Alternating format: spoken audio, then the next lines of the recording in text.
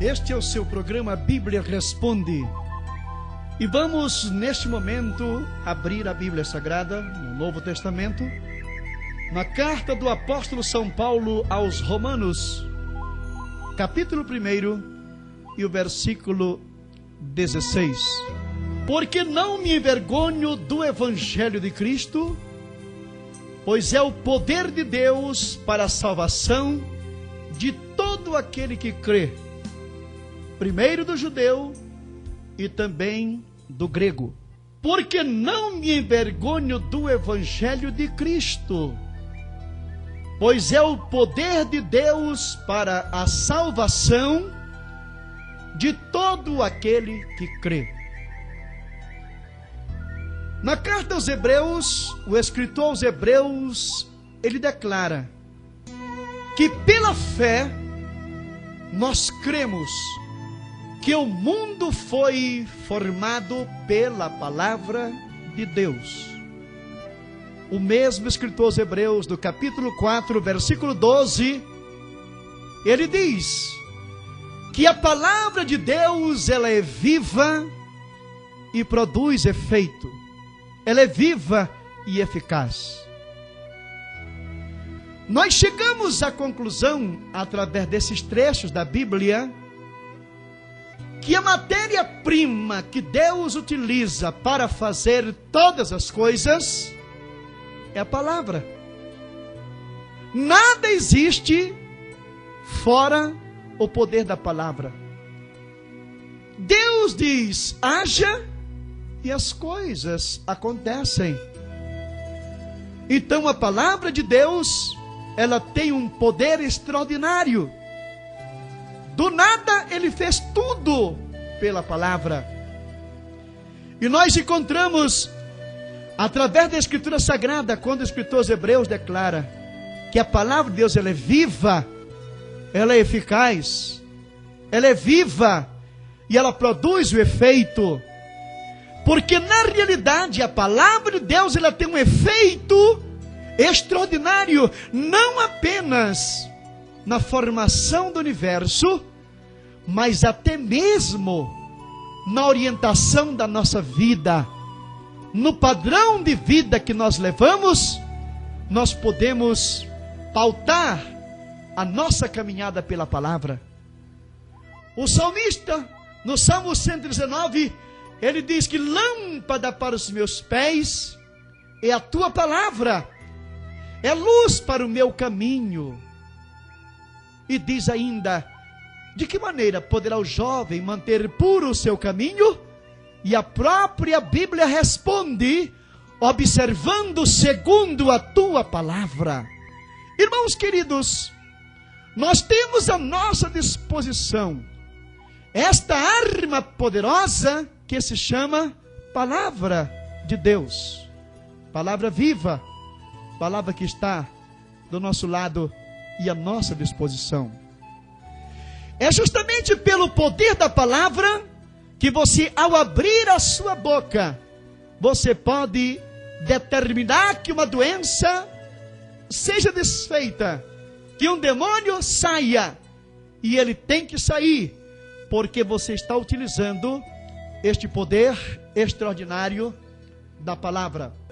O apóstolo São Paulo, escrevendo nesse momento aos Romanos, ele diz aqui para nós nesta hora: porque não me envergonho do Evangelho de Cristo, pois é o poder de Deus para a salvação de todo aquele que crê. Esta palavra salvação não significa simplesmente de salvar o pecador, mas esta palavra salvação no original quer dizer libertação, cura, poder, unção. Significa tudo isto, esta expressão. Evangelho é o poder de Deus. E quando ele declara que eu não me envergonho do Evangelho, porque ter vergonha do Evangelho e simplesmente isto é minimizar o poder extraordinário que Deus tem colocado à nossa disposição para ajudar um mundo pervertido, um mundo perdido que precisa sair deste atoleiro. E a única coisa que pode modificar o comportamento, que pode mudar o caráter, que pode mudar o temperamento, que pode libertar o pecador, que pode libertar aquele que está oprimido por forças satânicas, isto chama-se poder do Evangelho. Quando o Evangelho chega, ele transforma, ele liberta, ele cura, ele simplesmente pode transformar o mais vil pecador numa nova criatura. Ter vergonha do Evangelho é privar o mundo das bênçãos divinas, da bênção salvadora que nós encontramos na pessoa bendita de nosso Senhor e Salvador Jesus Cristo. Quando Paulo diz: não me envergonhe do Evangelho, porque é o poder de Deus para a salvação, é porque ele sabe que o homem tenta se salvar através dos seus recursos, o homem tenta se salvar através da religião, o homem tenta chegar ao céu ou se salvar através das boas obras. O homem tenta alcançar a graça de Deus através da sua própria maneira de ser, de agir, de ser. O homem tenta.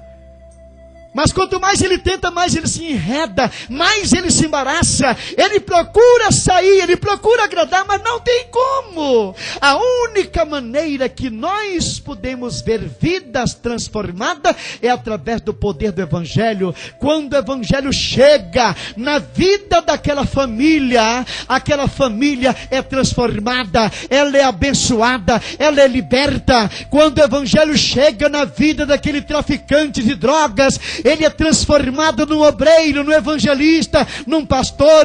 Quando o poder do Evangelho chega na vida de um drogado, ele é liberto e passa a ser um cidadão de bem no meio da sociedade.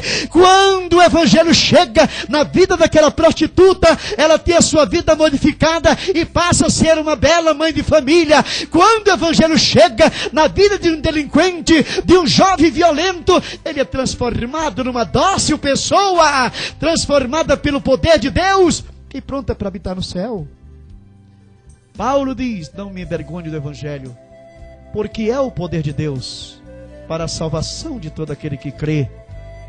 É justamente isso que está ao nosso lado, é isso que eu disponho, é essa arma que eu tenho, é essa arma que você possui, meu amigo, é essa arma que você tem, meu irmão, como evangelista, como pregador, como professor da escola dominical. Não pense que aquilo que você está fazendo é uma coisa de somena importância, não. Quando você abre a sua boca, que o Evangelho é pregado, vidas estão sendo alcançadas, estão sendo transformadas e libertas pelo poder do Evangelho.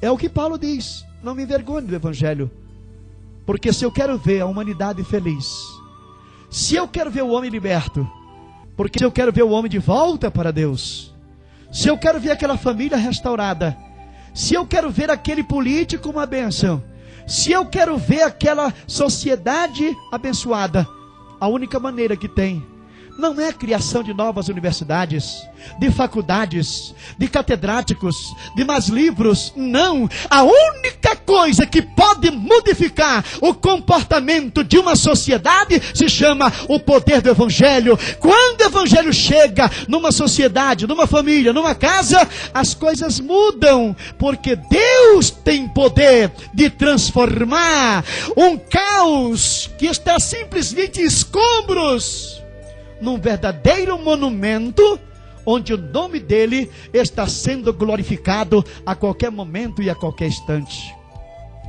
De tal maneira, meu prezado irmão, meu prezado amigo, não te canse de pregar o Evangelho, não pare de pregar o Evangelho. Paulo dizia: ai de mim se não pregar o Evangelho. Eu sou devedor, eu tenho que pregar para ver as vidas sair das garras de Satanás e habitar na eternidade conosco. Continue na sua obra, continue nesse ministério, continue fazendo a vontade de Deus, e você vai ver na eternidade o fruto deste penoso trabalho que você executa. A eternidade computa cada palavra que você diz. Portanto, continue pregando. Que Deus te abençoe e que Deus te guarde hoje e para sempre. Amém e amém.